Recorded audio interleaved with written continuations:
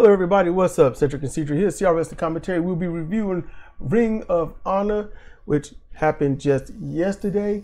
And we get a bit of reprieve because it's only an hour and roughly 9 minutes. But we didn't get a reprieve from things we don't like. So with that said, let's get into something that we do like. If you can hear it, it's the fire truck somewhere down the street doing something. But yeah, go ahead. We got comments we got to catch up on. And look, y'all listening, let us know. Would you rather just sometimes when they put the comment down, we just go ahead and respond ASAP, or do it with the review of a show? You know, let us know what you want. You know, we're trying to please you, the listeners. That's what we're trying to do. So go ahead, CJ. You got the helm on this. All right. So it's Zemo coming to us with a comment, and he begins: "Only TK would be dumb enough to cut off the farewell speech of Sting. I know AEW uploaded the uncut version, but that is still no excuse for cutting Sting off in the first place." Did we read this one already? I don't think so. Go ahead. "Sting is too nice. If I was in his position, I would chew out TK." That sounds familiar. Don't it? I'll keep going. "Is it any wonder why people want half the roster to go to WWE? Also, what are your thoughts on Okada going to AEW? Yeah. Yeah, what? Yeah, we already did this one. Really? Okay, my bad. It seemed like I don't. My bad. Sorry, y'all. Read the next one, Minion. What is this? Oh, and then see, I got the snow and the leaves, because although it's March and it's a day in the spring, it still gets cold. And it's raining right now, but if the temperatures had plummeted and it was raining at night, it'd be snowing. Well, I don't know. It got down to what, 28 degrees, and it was raining. Where's the darn comment? It's somewhere. You got to read. I have to find it first. Reading is fundamental. I'm just saying. Are you finding it? I'm not looking. Shut up. I'm looking at the screen that got answering viewers on it. We're professional, like just as all get out. We're okay, I got it. You sure? Yeah. Are you sure? Because I wonder sometimes. Keep wondering, then I can just be quiet. Look, I'm looking out for the pizza delivery person. It's gonna be a minute. And the dog's playing in the yard across the street at that very expensive house that's smaller than ours. Yeah. All right. I was referring to Shane Swerve Strickland. Indie style wrestling is overexposed and oversaturated in pop culture, so of course most fans will believe that it's the definitive form of wrestling. It's like how most people watch WWE and consider it the be all and end all of wrestling. Wrestling is not defined by WWE. There's variety, but most people refuse to look for it. They rather stay within the status quo. They stay within the status quo because it's easy and it takes no work. They don't have to think. You know what though? Indie style, that's status quo. And it's easy. They don't have to think. They don't have to. And it's the same old, and it makes it so boring because it makes it look phony. I want to be involved in what I'm watching. I don't want to sit here and look at it and be like, yep. You know, just, if I'm going to sit and watch a match like the Japanese do, it's got to be something worth watching. Okay. I'm trying to watch CMLL because there have been loads of great based wrestlers from Mexico who do not get enough credit because they are named Rey Mysterio. Okada in AEW will be worse than Okada in TNA during his excursion. See, that's a hard one. We're going to have to wait because Okada got there. Are you done with it? I'm done. That was it. You done? Okay.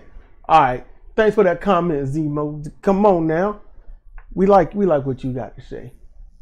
You know, when it agrees with me. No, I'm just kidding. Because Zemo has outright screamed at me before. I'm like, man, what do I do to make you mad? And I'm like, my bad. Now, I apologize too, because you know, I was like, I didn't see I was wrong, but I get it. So look, with this, okay, so I watched AEW, the last one.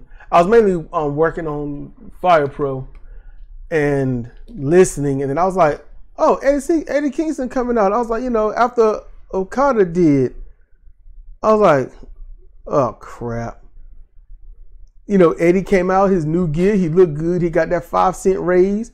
He's looking sharp, Finally, he's overdue. You got to get 3 belts to get 5 cents. Good grief. Really? And then all of a sudden, I'm like, you ain't gonna pay Okada over $4 million and have this man not win this belt or almost every match he's involved in. And if the match is lost, you can rest assured he ain't the one getting beat.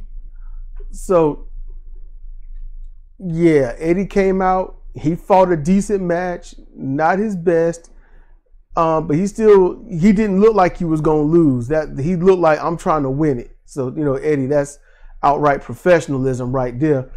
And I'm like, he is popping Okada, and just like Suzuki, when we first was introduced to Okada, when we started watching New Japan again, Eddie has to be very gentle with Okada. He chopped him, but that was the only thing he did where he was stiff with it.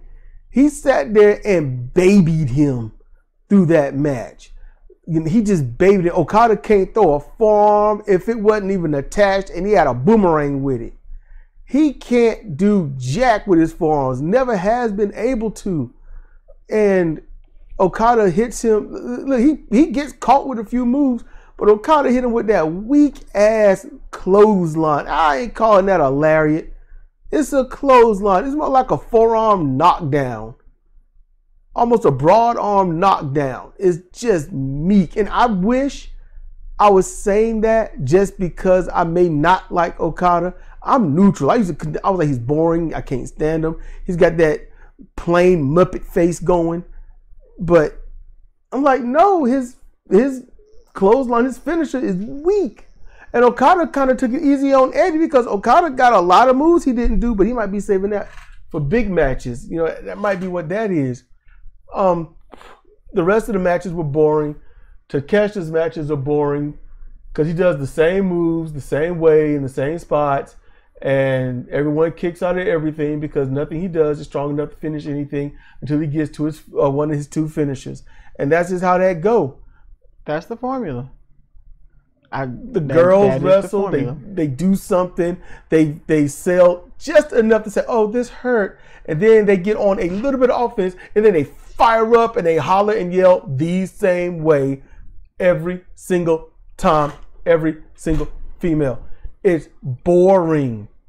And then I saw Christian Cage, because Christian is copyrighted and trademarked.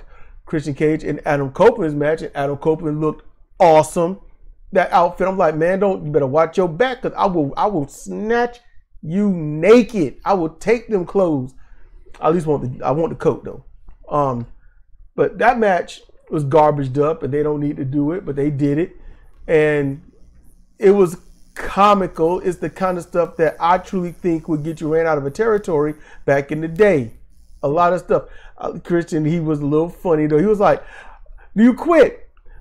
"No, I'm not a loser like Toronto." So it's stuff like that. And Adam Copeland, he won. He got the belt because he was gonna I'll just wallop you over the head with this spiked bat. And Christian's like, I quit. Okay, so he won. And the girls' street fight match, that was just abysmal. That was stupid. And that's just same old. And then we'll talk about Ring of Honor.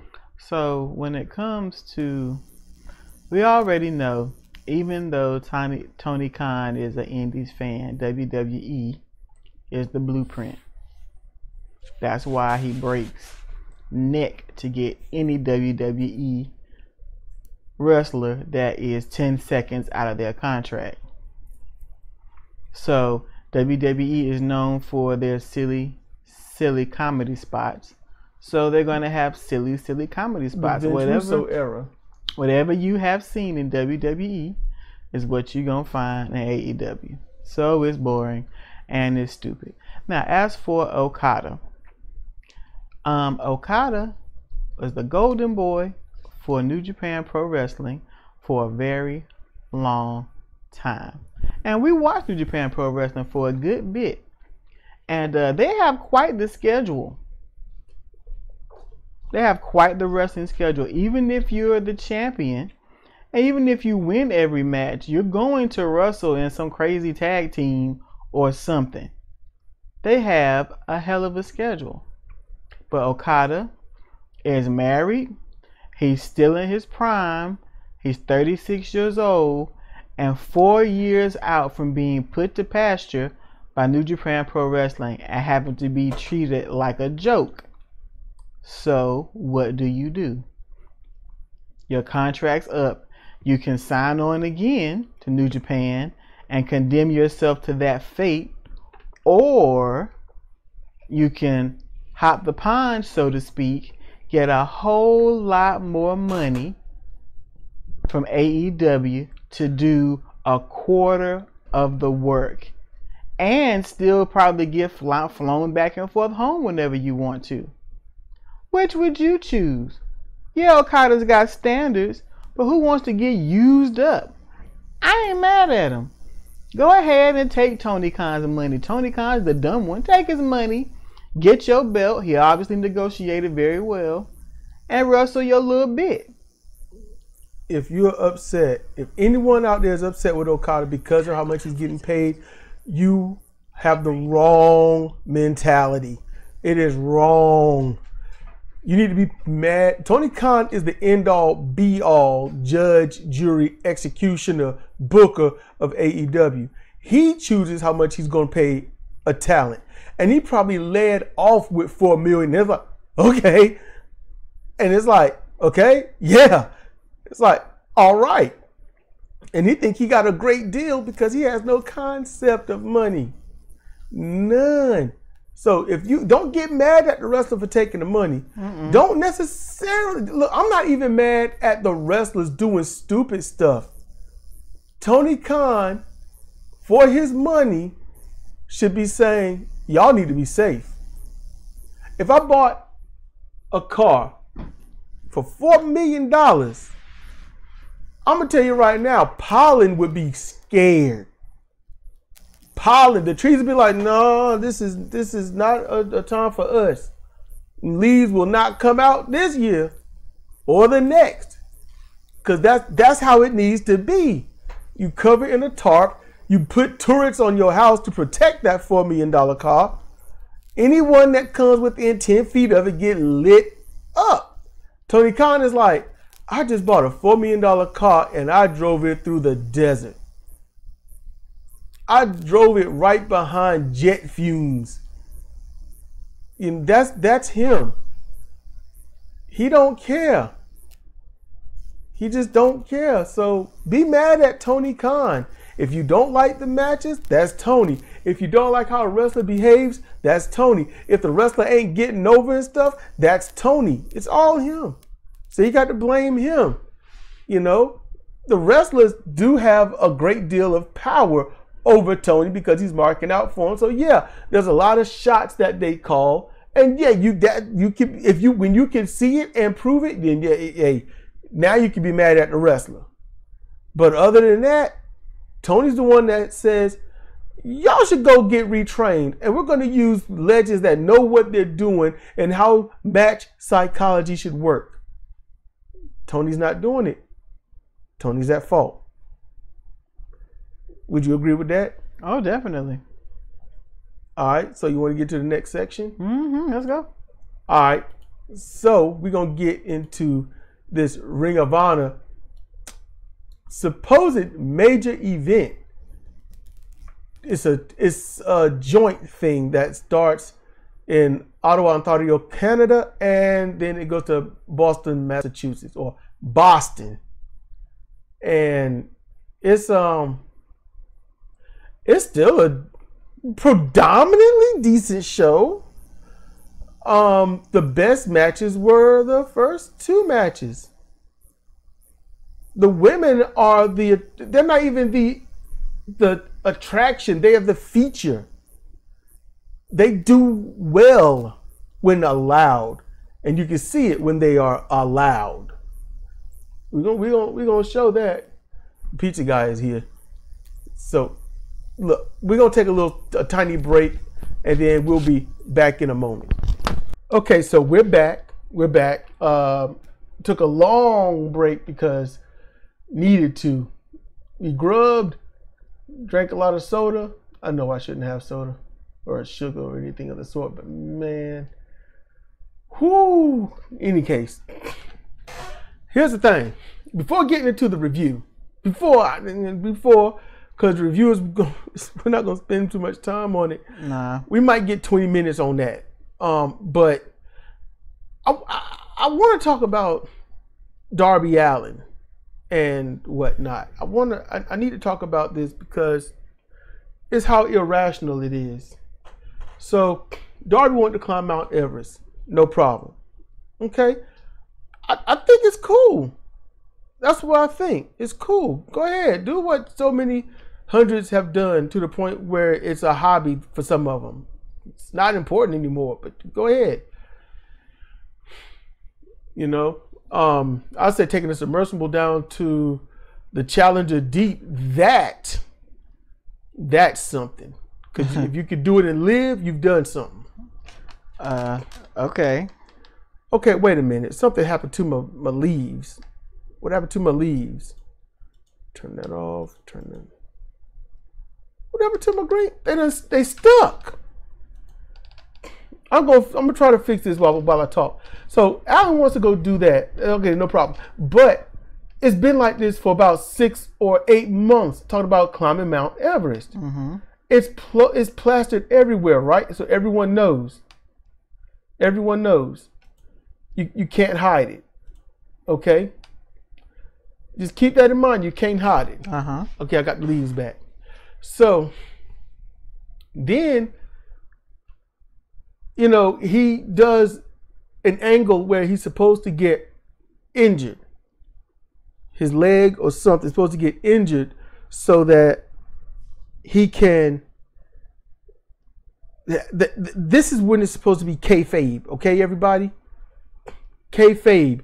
You get, someone jumps you, they attack you, they hurt your leg. I think it's supposed to be Jay White that did it. Hurt your leg, you have to be gone for 3 to 4 months. That's how long it would take for a bone to heal, but yet for you not to rehab. But at least the bone should heal. Okay. You kayfabe that. So no one knows what's happening other than you got hurt because this person attacked you. That's how that worked.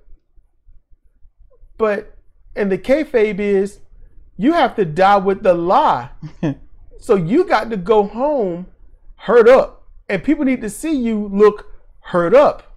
Mm-hmm. You go out and about. If you take any pictures and put it online, you need to have a cast or boot on.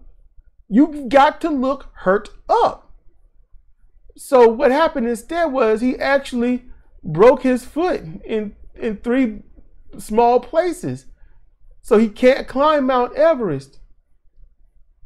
So basically, a real life injury made sure that he wouldn't be able to lie and not do what he wanted to do. Now, I got this information by listening to Jim Cornette and Brian Last.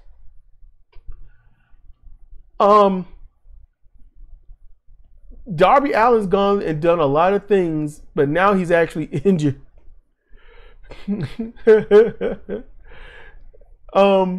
What's the injury?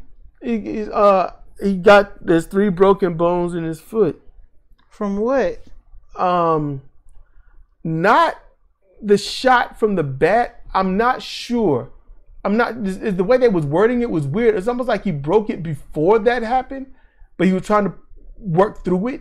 Mm-hmm. Or it happened afterwards, and then it got reported. Either way, is broken in 3 little places. And in the foot, 3 little places are major, no matter what. Yeah. And so so you're gonna make the plan to climb Mount Everest, tell everybody you're gonna do it, and then do an injury angle instead of I'll just see y'all later. Mm-hmm. You done told the world what's happening, and now you're gonna try to make. And I know why they did it. I know why they did it, because it was like, look, this is wrestling. So you have to have a storyline to write them off for a little bit. And this right here lets you know that Tony Khan and all of them know absolutely nothing about professional wrestling. They know moves, they know spots, and that is the limit. Because anybody worth their salt, Jake Roberts, Arn Anderson, Jerry Lynn, Taz, Tony Schiavone, Jim Ross, and a litany of others in that age group, they would have told you, you done told them what you're going to do. It's too late to do an injury angle. Yeah. And then he's going to climb it. Okay, make sure no one knows. So the day he's going to climb, that's when you take a bat to his knee or leg or head and say that he's injured and he can't do anything. And then he's gone for 4 months while he climbs the mountain, come back. And then someone can say, we saw Darby Allin climbing Mount Everest when we were there. It's like, all right, but you know what? Too late. All you can do now is retro say, man, he got us. And then Darby can say, actually, they're lying. They're crazy. You know how high up you'd have to be there? They could have seen anything. You know how many people see Elvis at ground level? You know, die with the lie. So my question is there a plan B if Darby goes on Mount Everest and dies? Yes, there's a plan B. What you do is you say in loving memory, and then you hold a tournament and have the Darby Allin belt. Oh, great. It'll be a black belt on one side, white on the other, and it'll have a half broke up car on one half and Darby's hair on the other, something like that. And that's what you do. So the injury angle so that he could go climb Everest, was that for him to go through the glass? No. So that didn't have anything to do with it? No. He just went through the glass because he wanted something special to happen on Sting's last match. And he was thinking about, this happened during Sting's match. This is great. People are going to just love it. They're going to, remember this moment and stuff. But he did not thinking about that. People are going to be like, yeah, we remember your moment. You going through the glass for nothing. Yep. All right. That's how that's all. That's what went down. Not going to comment any further. Let us continue. All right. So let's get down with this. All right, y'all. So this is Ring of Honor's review, March 21st.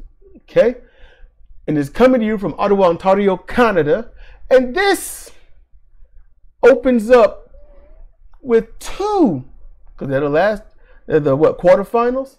Semifinals, quarterfinals? It's the last four. Yeah. All right. What is it, NCAA? It should be semifinals. Final four, yeah, NCAA. I remember something that I never wanted to think about. So, women's television title tournament match. In the first one, we've got Mercedes Martinez with Diamante versus Billy Starks. And in the second one, we've got Queen Aminata, only African American or African wrestler? Yeah. Because she holds up the one and stuff, and she be smiling about it. But she'll be going against Red Velvet. What? The one and only. That's her moniker. And then another's going to show up, and then that's when you got beef right there.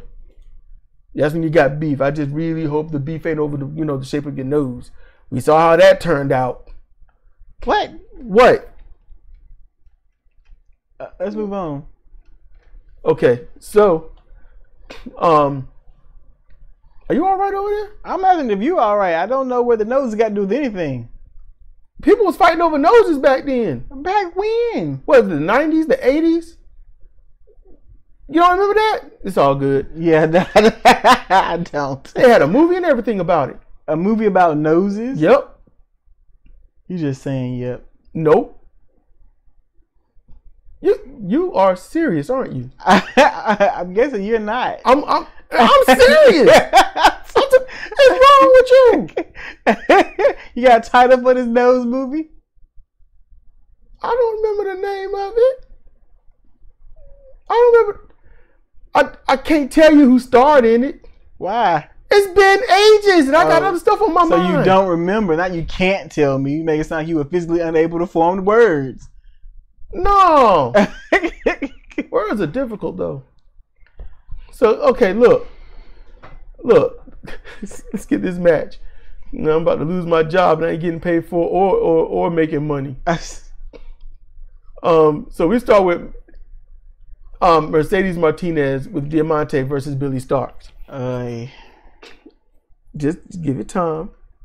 Yeah, because y'all about to hear it from Cedra probably. I thought the match was all right for the most part. Billy needs to stop using the rebound kick. Outside, Billy hit a suicida and missed a second. What's wrong with you? Because she went splat. It was like Makabe missing the King Kong knee drop.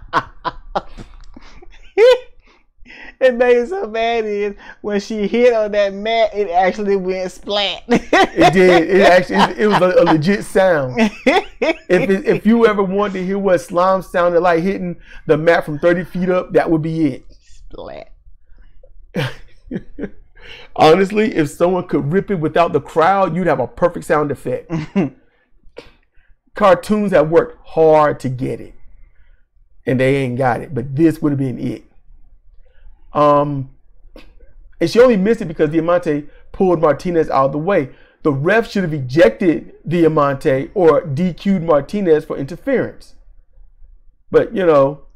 Really? I mean, she damaged herself. Now, she dove out there. Would she have hit the move if Diamante did not pull her ally out of the way? Yeah, she would have hit it. There you go. See? Yeah. So, look, I know you like Martinez, but be fair, all right? I am being fair. If she dove out there and instead of meeting Martinez, she met a chair that Diamante was holding up, okay. But she dove out there, Martinez got moved aside, and she hit splat. She got moved aside. Yeah. That's interference. It's interference, but she did not damage the opponent. She did. Because the opponent damaged herself. She didn't want to get damaged. She shouldn't have dove her happy ass out there. There's always a chance. What if Martinez moved? Then she would have went splat. Yeah, Martinez would have moved on her own. See how that worked? I see it. I understand what you're saying. They don't. Yeah, I do. They don't. See, yeah, look, I do. Look, after a railing hung net breaker that they call the Anarchy Suplex. There was no suplexing involved. That's Ring of Honor Sidewalk Slam. Martinez attempts to win via ring out count, but Starks gets back in the ring in time. Actually, half the time. Billy hit the Swanton Bomb for a 2 count that leads to a 2 count series. So she I wrote hit, but she missed. We had a frontal angle, so you couldn't see, but I was like, her whole body hit the mat and the back of her head hit Martinez's back. I was like, she missed that move. And the crowd, they was like, whoa! And then when she hit, they got quiet, like, we'll try to ignore that one. That's also what let me know. Martinez hit the Iconoclasm, which is one of her finishes, for a 2 count. Martinez hit a perfect Unardi backdrop suplex. And then she went for her finishing move, some more finishing moves, but got countered. So Billy rolls her up for a 3 count. It was just like that. Martinez didn't show up at all. Nope. There has been a commonality among these Ring of Honor Women's TV title tournament matches involving Billy Starks, where essentially the ones that Billy is wrestling, they are having to drag her through the match. I think I mentioned a few weeks ago that Billy must be a really nice person. I was going to bring that up because these women, these seasoned women, these women who would do well, be deserving, and it would make sense if they won this TV title, are having to guide her through these matches. Yes, she can wrestle, but when she got there, she was the prodigy, There was nothing Prodigy when she got there. There's nothing Prodigy now. She's happy. She's pretty. She's purple. She's bubbly. But she doesn't deserve to be getting drugged through and then essentially jobbing out these seasoned women so that Tony Khan can give her the belt. And I like Billy Starks, but it was just painfully obvious this match. You know, you're messing up my next match, but go ahead, keep going. Martinez, I'm glad you people are hearing this. Is incredible, and she's so incredible, like Sonata, that when she's not wrestling her caliber up to her standards, it's transparent, man. You can see it, and she just had to take all this bull for the sake of Billy winning, whereas in every single match, Billy look like she is barely making it when she wins. She hurting, she's out of breath, she been screaming and writhing the whole match, but she win. No. It's tired. I'm tired of it. And no amount of cute, happy, pretty, nice, bubbly, and purple in the world to justify this travesty. I'm done. God damn! That's about how I feel about that. So, yep. I want to disagree with something, but that would just be illogical.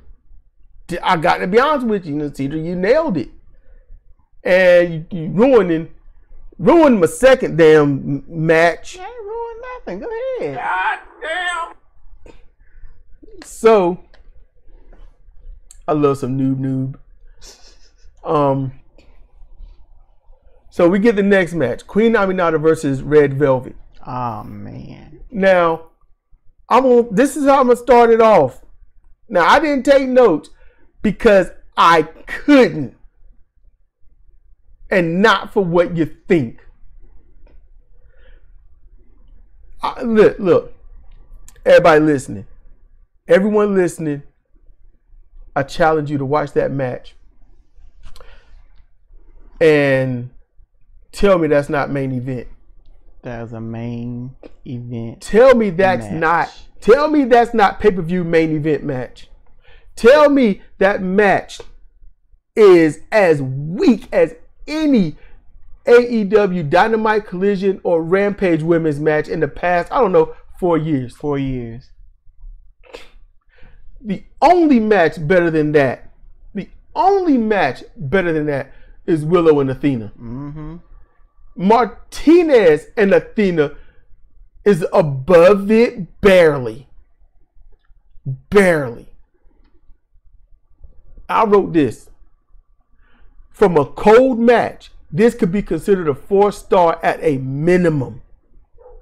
This was both of their best match, with Velvet shining more due to having a terrible match career. Velvet had crappy matches. She had boring, stupid, dangerous matches.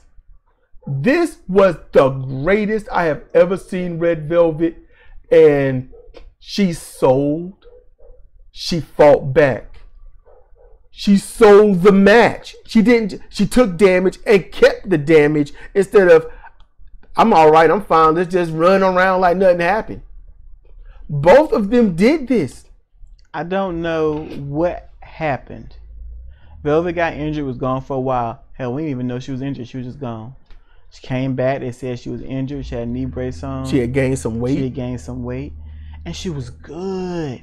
She wasn't taking unnecessarily risks in the, diving out of stuff. She kept her feet planted on the damn mat and wrestled. She wrestled like someone who was a light individual but doesn't have to jump from the top rope to do damage or super kick 15, 20, 50% of the match. You have to wonder, if it wasn't for lucha moves and super kicks, what do the lightweight wrestlers do anymore? What do they do? I guess they just stand there and look at each other until somebody just drops dead and you pin them. These two were stellar. Queen Aminata, her history in AEW has sucked because all they did was make her lose. Queen Aminata, elegant, eloquent, dressed to impress, and then lose to everyone that's a bum. But something happened right before the start of this tournament where she came out. I remember she came out like, oh, she's going to lose. And she won, and won well. Showed that she could wrestle. Showed what she could do. Put on a great match, and it has been consistent from both of these women for the past 4 months. It has been a pleasure to watch. And this match was incredible. These two women got together and decided they were going to do the damn thing. They whooped each other's ass. Now, I wrote most notable points were a sprinting Beaumaye, nostalgic for a lot of people, Beaumaye knee strike or foot kick from Aminata, and I had to write that rubber-necked Velvet's hair from ring rope to apron and back. She kicked her and messed not just us up, not just the fans there up, but the commentary team. It was nasty. Yes, I'm like, I don't know how she made that, because I'm sitting, what am I, about 25 feet from the TV? Yeah.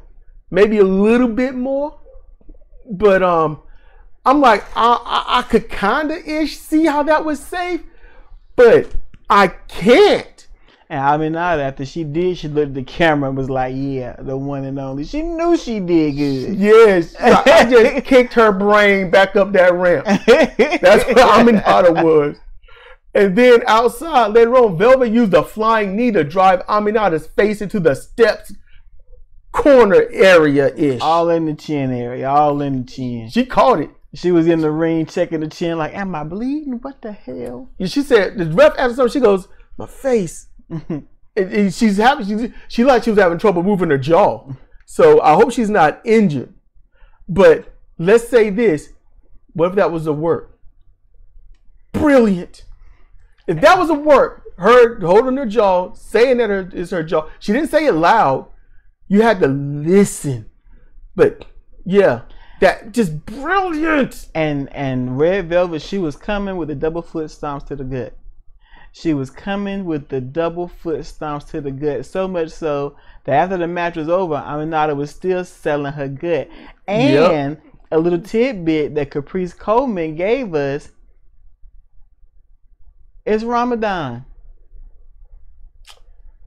She's not eating that day. Aminata is not eating during the day. So that means she ain't got nothing to throw up in case something happened. She also lacking fuel. Hey, that's a personal problem. What? What? The match was incredible. I'm messy.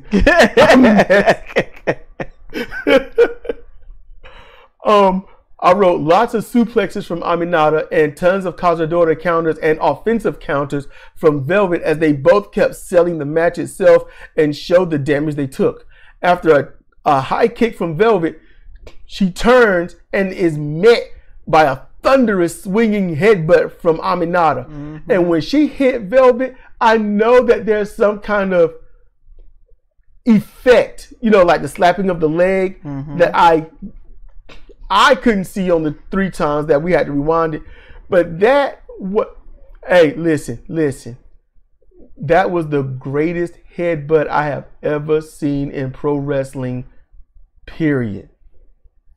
Queen Aminata honestly inspired me to make a hit. Well, I'm not really inspired, but I mean, when I was making the headbutt, I thought about how Aminata throw hers. I was like, it could work. So I used Aminata as more of an excuse than an inspiration. But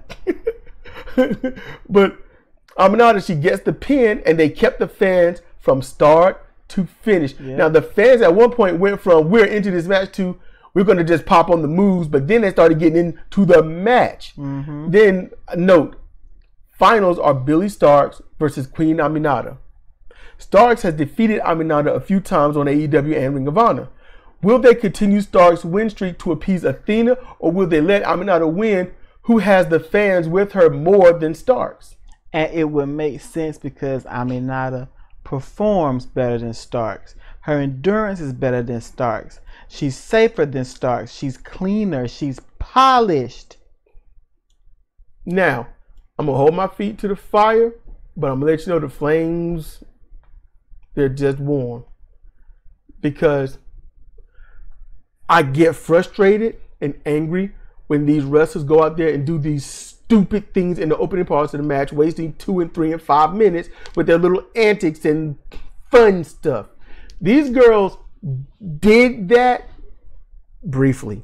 30 seconds, tops. Tops. There was sort of a booty off. Mm-hmm.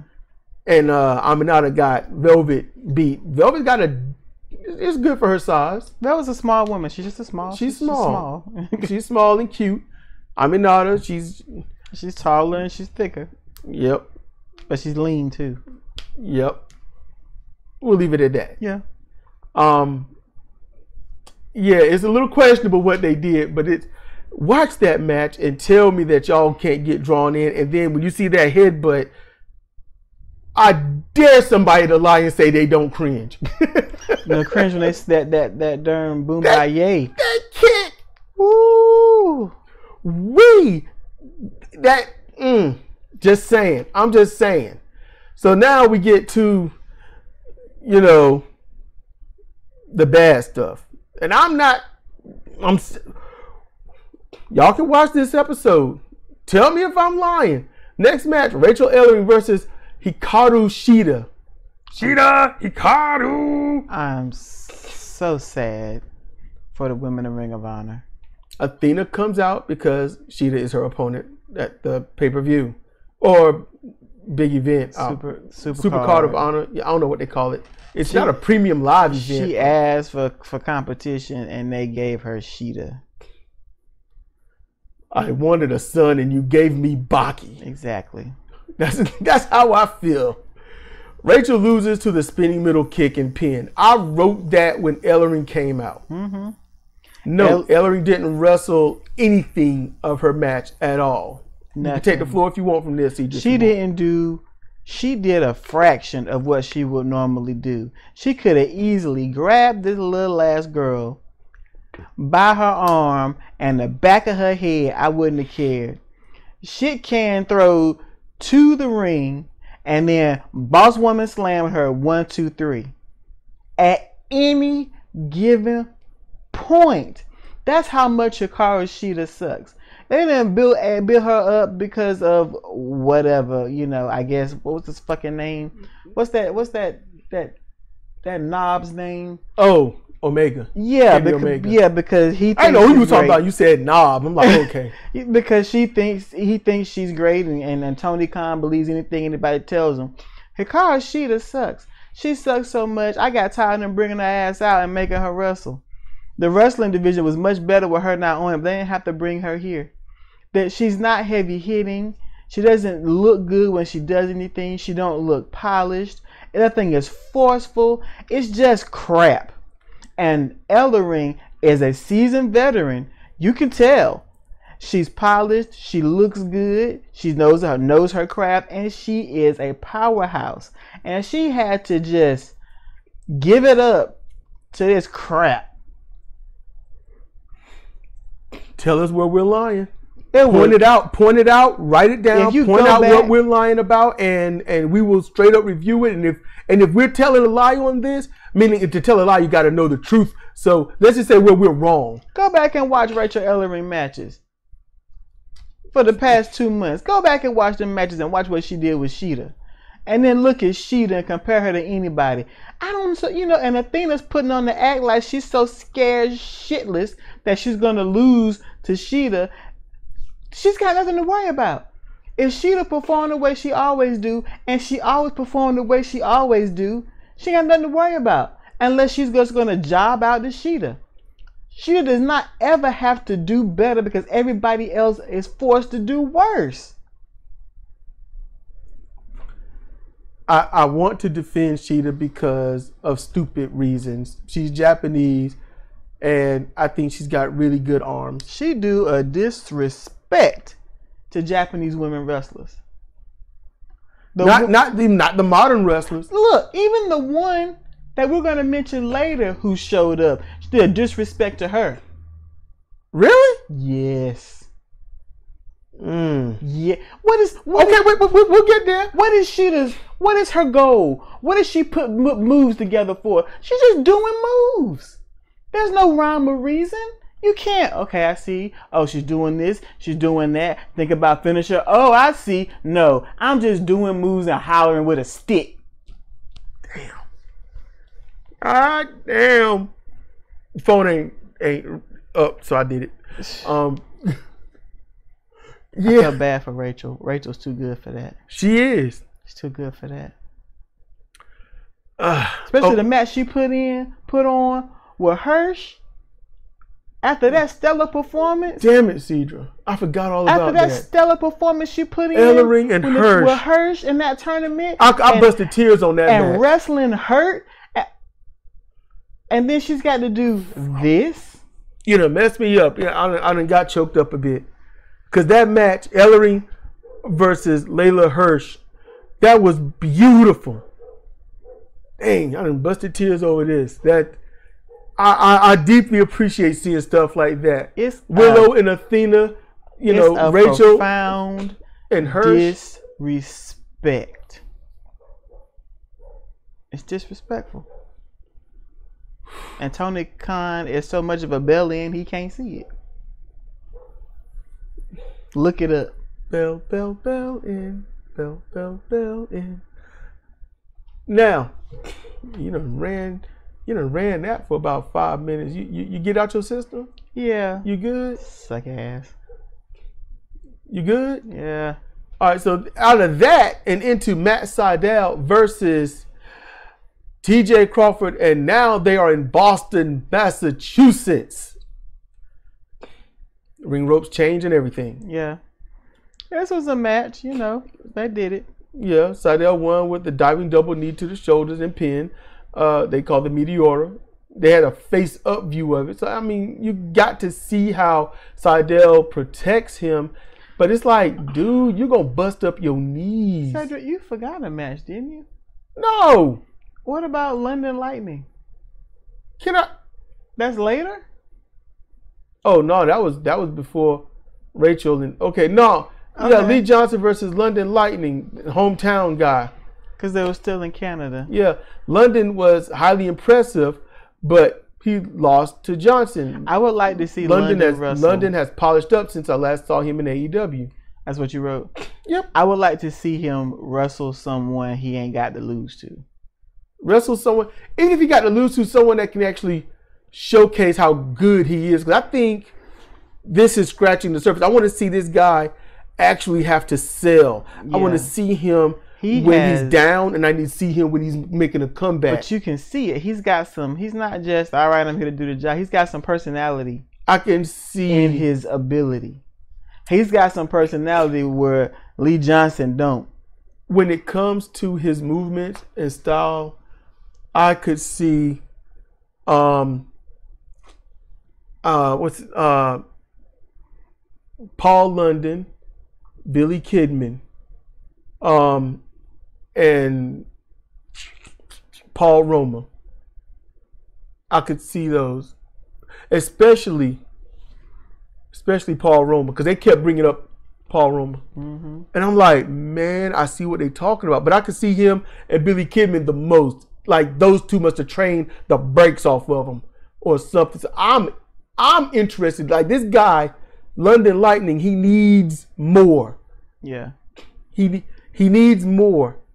I was liking it. Sorry, it's just three lines here, and Rachel stood out the most when I just thought, oh, Rachel Ellering, yeah. Lee Johnson, he's winning. Yeah, he's winning, and it's like a sparkly stick winning. Hold up, hold up, y'all gonna hate me, but just hear me out, please. Lee Johnson is the black Dean Malenko. Dean Malenko didn't have any personality coming out there, but he knew his stuff, and he could tie you up in knots and win. But that was it, man. That's all. Lee Johnson can do all the lightweight stuff, strike and throw wise, not like suplexes, but throw like arm drags, hip toss, stuff like that. The way Dean could, he is like that. Like Dean is the grappler, you know. He's the shooter, where Lee Johnson is like, I'm just the modern lightweight, and I try to be hype at times, but I'm like field cow face. That's where Lee Johnson is. Don't put down the cows. Cows have loads of personality. No, they don't. They just look at you, looking at you like, what the hell you looking at? And that's enough. Lee Johnson ain't got that, man. Here you go. He ain't even got that. He's doing well. I'm glad that I'm glad. I just don't see it. I don't see it. I don't feel it. Nothing. Yeah. Okay. So then after Lee Johnson and London Lightning, we get Rachel Ellering, and then we got Matt Sydal versus T.J. Crawford. And it was a match. And Sydal won. Okay. Talked about the Meteora. And then Meteora sucks. I can't stand that move. What? I gave it to Natural Born Sage. She does it. Yeah, but it's a game. And it's different than. How's it? Oh, no. Because the way they do it in the game, they got it from Sydal, even though Sydal ain't the one that did the motion capture for it. Still. I don't like that, just like I don't like Swerve's double foot stomp. You got to sit there. I'm hurt, but I'm in a 90-degree position. What? No. So damaged what you just did. Let me sit up. Yeah. No. And let me look at you about 30 seconds. There's nothing about being damaged that makes you sit up. If anything, you curl up. You better learn how to Meteora a curled up body. Before I get to the main event, which stunned us, but before I get to the main event, I would like to say this. There are people like as Shane Swerve Strickland or Shane Strickland or Swerve Strickland. Look, and thanks Zemo for letting us know that. But people like him, Christian Cage, Adam Copeland, FTR, Bryan Danielson, and people in that caliber, Samoa Joe. Wouldn't it be nice if some new guy started an actual wrestling promotion and it's not on TV, but they said, we will take these massive pay cuts to join you if you do it right, build you up, get you on the national stage inside of a year. Then with, no stock exchange, don't put it on the stock exchange. Don't do that. Don't get publicly traded. And just make money, advertising money, people putting butts in seats, having the matches, the angles, the storylines, all that stuff, doing it right. The merchandising. All that. Do it right. And then they make the money that way. And they bring up the new people. They teach them the way to actually do it. Would you all support something like that? I would. I mean, would you actually support something like if they said right now, all you can do to see this is pay $10 a month to watch our program and we air twice a week? Would you do that? Would any of you do that? Yeah. I pay for streaming services sometimes I don't look at for a whole month. There you go. Now, with that said, it is time for the main event of the evening. Put the echoes in your head. Mm-hmm. This is your main event, everybody. It's the former appreciator, Anna Jay, versus the Stardom hopeful, newcomer to Ring of Honor, Mina Shirakawa. Honestly, I was like, who this? Yeah. 2, y'all got all this day. Y'all could have put a package together. Uh-huh. In our main event, we'll be debuting Mina Shirakawa from Stardom. And she's former, I don't know, high-speed champion, former tag champion, I don't know, Wonder Ring champion or whatnot that they got. Whatever they got. But she boast her accolades. Show footage of what she can do. None of that. Show that. Nothing. Let us know what's going on. Show that every 2 matches. You show us what she can do, but not the same stuff. Show the belts that she's won. She's on screen. You see the vignette of the belts flash in front of her. You see her name flashing. So when the main event comes, people got some iota of what the fuck they're supposed to expect. Instead of showing all in. Mentally feckless, harebrained, afro having piece of shit Tony Khan. Don't call it an afro. Just Fuck a him. bunch of pissant curls. I'm just, God damn it. Look, she comes out. She is dancing. She is all the way live, and the crowd's like, all right. Some of the crowd were feeling it. You know, I guess it's the niche who recognize the music. There's a difference. There's a difference of, we know you, let's cheer for you, and then there's the infectious, this girl is happy. We getting into this. Oh, that's where they were. They were at the ladder. Like, this is kind of infection. We getting, okay, let's dance in the happy. All right, you cool. She won some people over just with the long stage dance. I mean, she's got more gear on than a Victorian wife, but, you know, she found a way to get out of it. Yeah, it all came out in one piece. I don't dislike this girl. Should have called with me now. I don't dislike her. I got nothing against her. Nothing. It's Tony Khan. Yeah, he sucks. It's Tony Khan. It'd be nice if Mina's here for a duration. Yeah. Not just for the moment. Anna Jay, who you don't even see. She's on Ring of Honor, or she just, hey, look, you're pretty, you're a star, you know, for AEW. So you go out there and, you know, just have a good match with her. So Anna Jay goes out there and these two wrestle. But Mina, she won with the double ringing and leg grapevine for the pin. It was a great complicated pin. Anna Jay got out wrestled. Anna Jay got wrestled. Now on the entire match, Mina had a purpose. She was attacking Anna Jay's legs.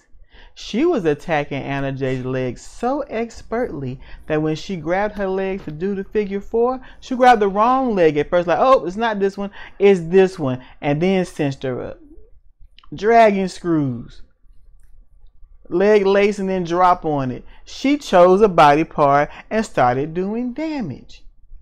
Yep. She wrestled. She wasn't just slinging them to the ropes and super kicking or just flinging her hair about, because I guess it's what you do if you're a woman and you wrestle, you fling your hair. I couldn't even tell you one of Anna Jay's moves. That is how generic she is. She's got something that she to choke folks out with, whatever that is. Queen Slayer sleeper choke that she tried to get on, but Mina blocked it. Look, she got terrible ass kicks that have nothing behind them. Her punches have nothing behind them. She's a nice shaped woman with a face like 5 others in the company. That's what I was about to say, because when she came out, I'm not joking, everybody. I'm not joking at all. When she came out, I was like, what happened to Lady Frost? Why is she a little skinnier in the face? What happened to Lady Frost? Hey, look, it's Mariah May. She's gonna Ring of Honor. And it's like, nope, that's Anna Jay. What? Really? We were wrong? Oh, it's that chick that's hanging out with the Outcast. That blonde chick, Cameron. Yep. Susie, same face. They all look the same. And I didn't even want to be that. I didn't want to be that dude. And I'm sure you didn't want to be that gal. But good grief. I'm like, I can't deny. I can't lie to myself. You know? Now listen. Anna Jay, I'm going straight up. Y'all hear me out.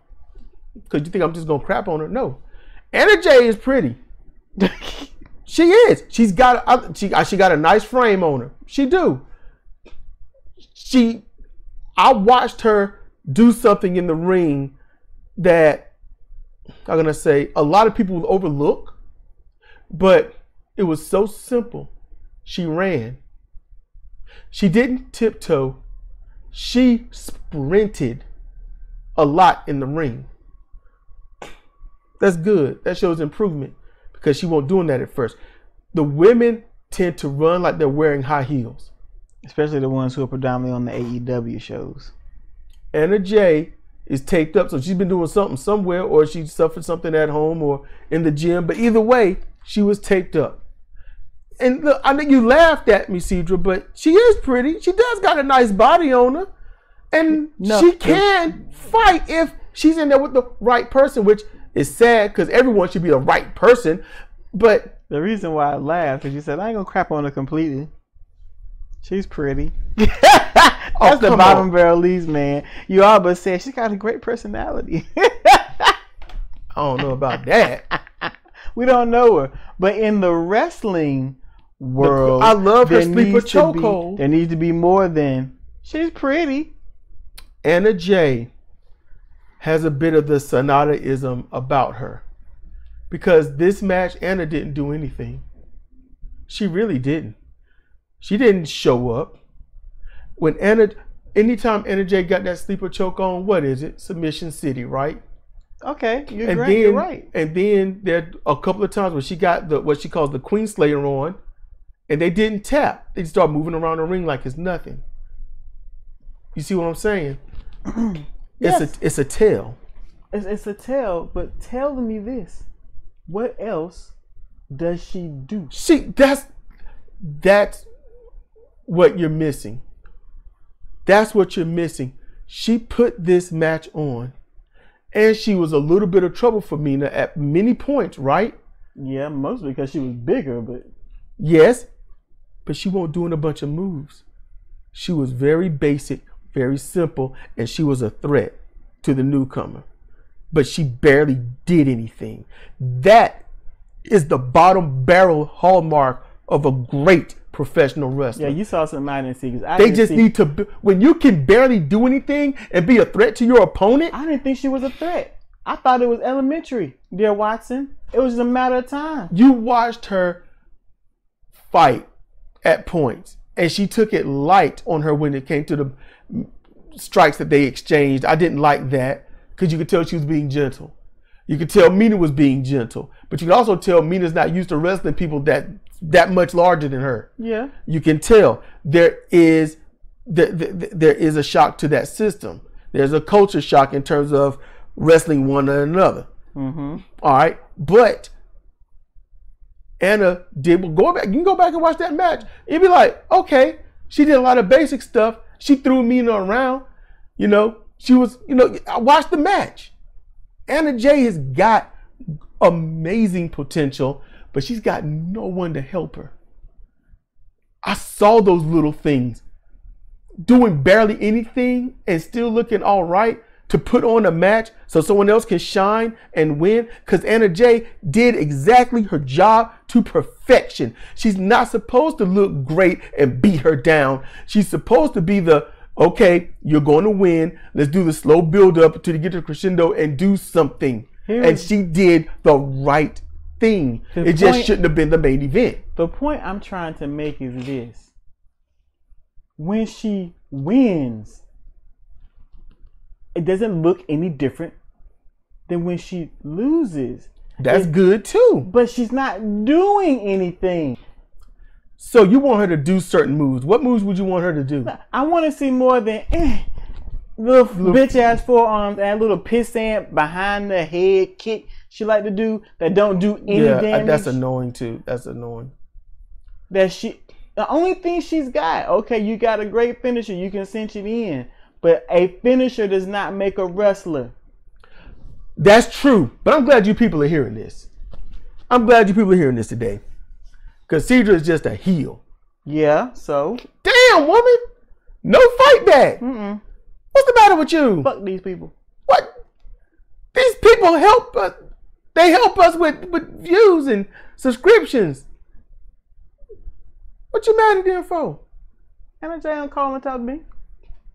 Oh, you talking about Anna Jay? Look, man. She needs some help. What did I say? What did I say about 2 minutes ago? Yeah, she needs some help just getting to potential stage. Damn. She did not. There was no danger. I repeat to you people. Okay, there look, was no danger for Mina. Okay. There was no jeopardy. No. She did not have her so against the ropes that there was no hope. What I'm saying is you could tell that Mina had to fight back. It wasn't like she just cakewalked this like some job out match. No, it was. I'm gonna have to watch again because that's what I saw. Well, go on and watch. Because she was doing what she wanted to do. Anna J was dismantled. She was dismantled, but she won't jobbed out. It looked good. She did the job. She did what she's supposed to do. Literally, if Anna J fights back and it looks 50-50, then like Cornette would say, who are we pushing here? It's the main event. I know that, and that's why I said it shouldn't have been the main event. It should have been the opening match. You're not going to advertise this girl, opening match. Because Anna J walked out and she wasn't happy. Normally, she comes out looking like a surly heel or more or less in a decent mood. She came out like, I'm main eventing what? And it might not even be the main event. It was just the last match for this show. Yeah. Who knows what they're going to tack on later. I don't disagree with you. It's just I could see extra. All right. I could see how she ran to the corner, ran to the ropes. There's been improvement. Not all that we want, but there's improvement. She got more booty than Mina. There you go. I said it. She got more booty. So that's I was like, she ought to do a little better. I don't know. That's just me being petty. Mm-hmm. I'm just being petty. Exactly. I'm trying to help Cedra because she just looked like a damn heel. Just a damn heel. Yeah. And we done went longer than we should. Because you just wouldn't accept that Anna J is not what you think she is because of her butt. She ain't got that much butt in the first place. You know how I feel about booty. Let's not go there. Because you're gonna have any woman watching this or listening to this, they're gonna get all self-conscious. I'm not going into that. I'm not going into it. I'm just saying. Self-conscious, you got what you got, man. Yes. If you don't like what you got, you can go out and buy some more. Anyone ever heard of a guy going out and buying booty? And I'm talking about for themselves. And I ain't talking about buying a girl for themselves. I'm talking about going out and getting some surgery to make their booty bigger or something. I've seen it. On the dude? Where? I have to show it to you. He bought himself booty, pecs, shoulders, abs, and face. All right, and then when you're done with the model kit, I'm talking about a real person. He started off like a real person. He'll look real no more. Go ahead and put him in the Barbie Corvette, man. I'll show you. You'll be like, he don't look real. All right. Look, I hope we've entertained you all. I hope that you got something out of this. And if you disagree with us on something, let us know. Let us know. We have fun. We chill. We do take you serious because, we trying to do something here. We really are. And if you want us to do commentary on just your comments, we could just separate a day for that and do the review for the Ring of Honor or whatever else. We're still looking. Zemo's out there looking. He's looking at, as he says, CMLL. Trying to find something. Consejo Mundial de Lucha Libre. That's what he's looking for. So, he's gonna let if it's all right, we might check it out too. That's what we're doing. All right. So look, with that said, this has been Cedric and Cedric for CRWC, the review of Ring of Honor. And with that, y'all be good, be chill, be safe, and we will see you next time.